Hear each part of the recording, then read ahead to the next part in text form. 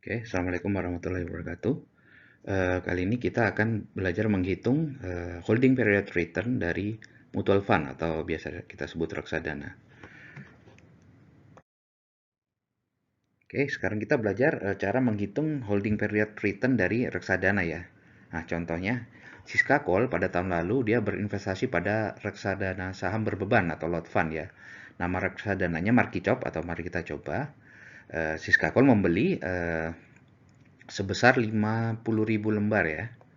50.000 lembar pada nilai bersih atau net asset value sebesar Rp2.500 ya per lembarnya. Oke, reksadana tersebut mendistribusikan dividen, jadi kan ada dividennya ya, dapat dari investasi. Kan reksadana uangnya dikumpulin lalu diinvestasikan ke saham salah satunya ya. Nah, ini dia dapat dividen sebesar Rp25 per lembar sahamnya ya. Lalu juga ada keuntungan lain. Jadi kan si fund manajernya itu kan mentradingkan uang kita kan ya. Nah, itu ada capital gain-nya eh, Rp200 per lembar saham ya. Lalu saat ini net asset value atau NAV reksadana tersebut nilainya sebesar 2.750 per lembar. Oke. Beban transaksi yang dikenakan oleh manajemen karena ini dia front end load ya, jadi ada biaya kalau kita konversi jual beli ya.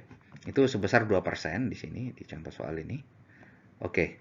Lalu dengan data ini tentukan pertama berapa besar pengembalian penguasaan itu bahasa Indonesianya atau bahasa Inggrisnya holding period of return atas investasi Siska Call tersebut ya.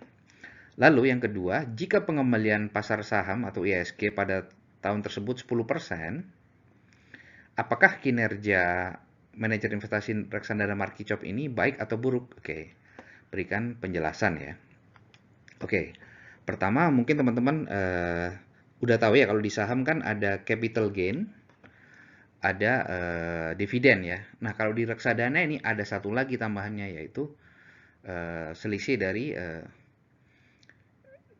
nilai jual beli nilai awal kita beli sama pada saat kita mau mencairkan ya itu kan ada selisihnya udah naik net asset value atau nilai reksadananya. Jadi ada tiga ya.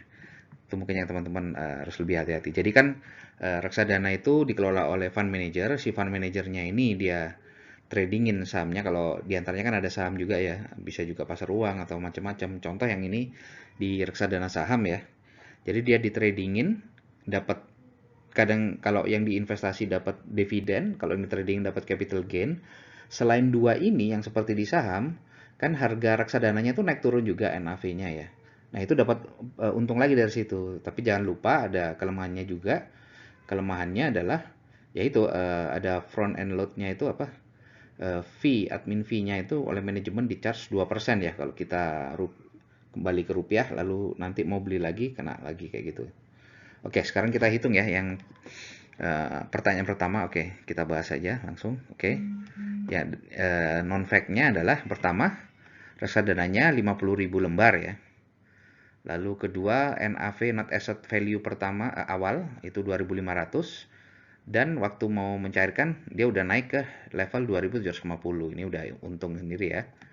Oke, lalu dari investasinya itu dia dapat dividen 25 rupiah per lembar. Ada lagi capital gain Rp200. Lalu ada front end load 2%. Oke. Yang ditanya apa? Oke, yang ditanya pertama adalah holding period of return ya. Atau kalau bahasa Indonesianya, bahasa bakunya itu pengembalian periode penguasaan ya. Selama kita menguasai aset tersebut, berapakah returnnya seperti itu. Lalu yang kedua, apakah investasi ini baik atau buruk? Oke, mari kita hitung sama-sama. Oke, holding period of return pertama, kalau di reksadana dia dapat pertama dari dividen. Kedua, dapat dari capital gain. Ketiga, masih ada lagi juga dari apa namanya? Selisih antara NAV awal dan akhir ya. Tapi tentunya NAV akhirnya jangan lupa dipotong fee 2% ya. Oke, dibagi oleh pertama kali dia invest berapa sih Siska?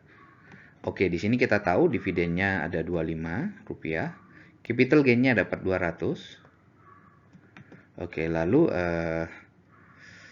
selisih ininya NAV awal dan akhirnya itu berapa? Oke, kita jangan lupa hanya 98% ya, karena ada manajemen fee 2%. Jadi 2750 ini hanya dikali 98% ya, nggak 100% lagi. Lalu hasilnya dikurangi 2500 ya. Oke.